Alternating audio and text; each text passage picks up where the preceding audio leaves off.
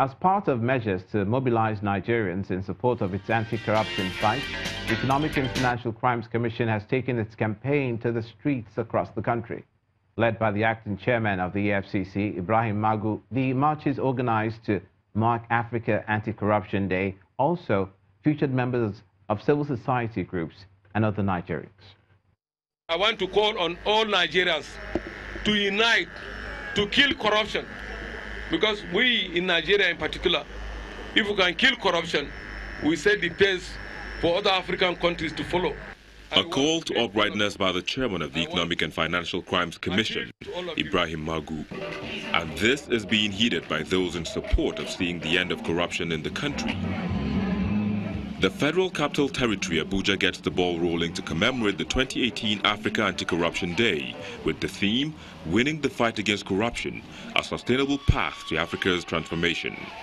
Human rights activists, youth, and other stakeholders all step out for a road walk in the Africa Anti-Corruption Day.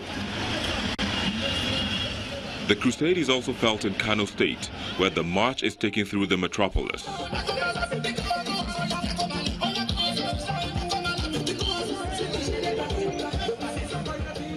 Here, the head of operations of the EFCC wonders where the plot was lost. In those days, in every community in Nigeria, north, east, south, once the source of your wealth is not known, the community will you will just consider it as a discard. Until after they might have investigated that source and find out. If it is good, they will not get you incorporated. But now look at it along the ladder, we have lost all those values. In River State, the drums of awareness are beating.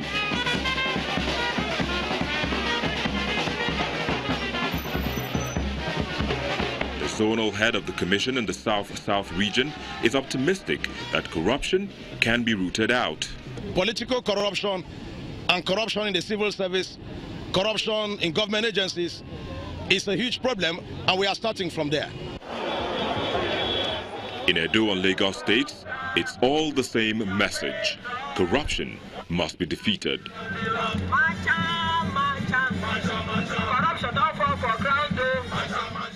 The depth and gravity of corruption in our country can be seen in the fact that between January and July 2018 alone, the EFCC has secured 142 convictions. Our country has one of the most extensive and deeply entrenched culture of corruption on the African continent, if not in the whole world. This is manifested in the increasingly large number of corruption-related investigation, litigation, conviction, and recoveries made by EFCC since 2003. The fight against corruption has remained top priority for the Muhammadu Buhari administration, and this day is a reminder that dishonesty in the society will not be tolerated. And now joining us on the program for more on the fight against corruption is the Director, Institute for National Transformation International, Juliet Benite. Thank you for joining us. Thank you, Olumide.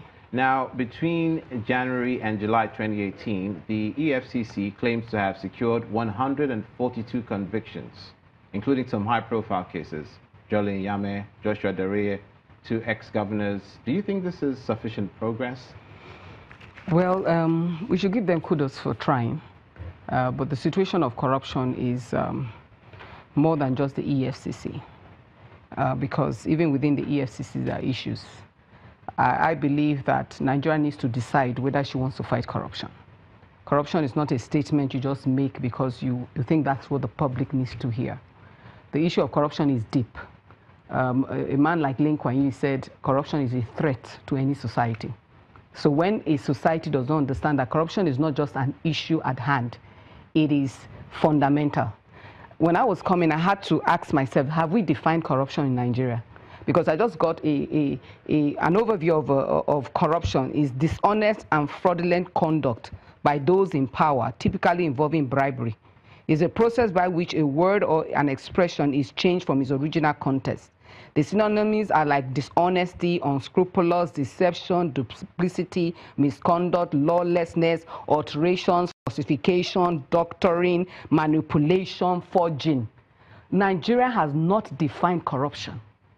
And until she decides to define corruption, then she will have the law that deals with corruption. In the entire constitution, apart from the issues of backing the EFCC and the ICPC and all those other ones and the civil service, we have not agreed what corruption is and how to punish it. Let's take the most popular aspect of corruption, which is financial corruption. Yes. One of the purposes for which the EFCC was set up. Yes. Do you think that, as some allege, that the EFCC is selective in prosecution of or going after people who are in the opposition parties? Well, the reality is that we don't have the real facts on ground, but if you talk about the social perspective, because the society is watching and looking in between. When you have a sitting government who looks around itself and has not judged the corruption within, how do you judge the corruption without? It's like a dad who tells his son, don't smoke, don't drink. But every day he's drinking and he's smoking.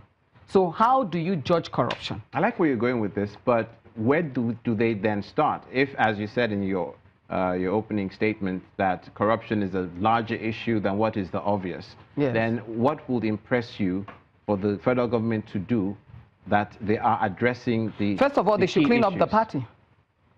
They should, political parties? Yes, they should clean up within their parties. The government in power has to clean up within their party and prove to others that if we are ready to judge corruption within, the authority to judge corruption without will not have an ambiguity. Because society must be balanced with justice, a moral fabric, and equity. If there's no issue of looking through your party and you have not done your mop-up and clean-up, then you cannot, with total integrity, punish another person. Let's look at the judiciary, for instance. In the cases of Mr. Darie and Mr. Nyame, do you think they're playing their roles properly? They're truly independent? I mean, are you impressed with the cases that have... My greatest desire for Nigeria is to look at her constitution once again, and also to look at her judiciary. We need to deal with also the issues of our prison, our courts. There are a lot of things, even delayed judgments is even giving room for corruption. These are the things that people want to see. There should be an overhaul of the judiciary. We have to have more judges, especially younger judges coming in. We have to have standards. You know, when a society doesn't follow this, there's what we call the international standard in everything that we do. Whether you are flying a plane, there's an international standard. You're a medical doctor, there's an international standard. Nigeria needs to know how to benchmark herself. But do you think the judiciary because we're still at 148. Our position is 148 out of 180 in the CPI index. Corruption perspective index. Take the acquittal of Dr. Saraki, for instance, concerning the Code of Conduct trial. Is that, in your view, a victory for the rule of law? Well, for example, the issues that were before the court and the issue against the Constitution, when the Constitution is fluid and has gaps, anybody can escape.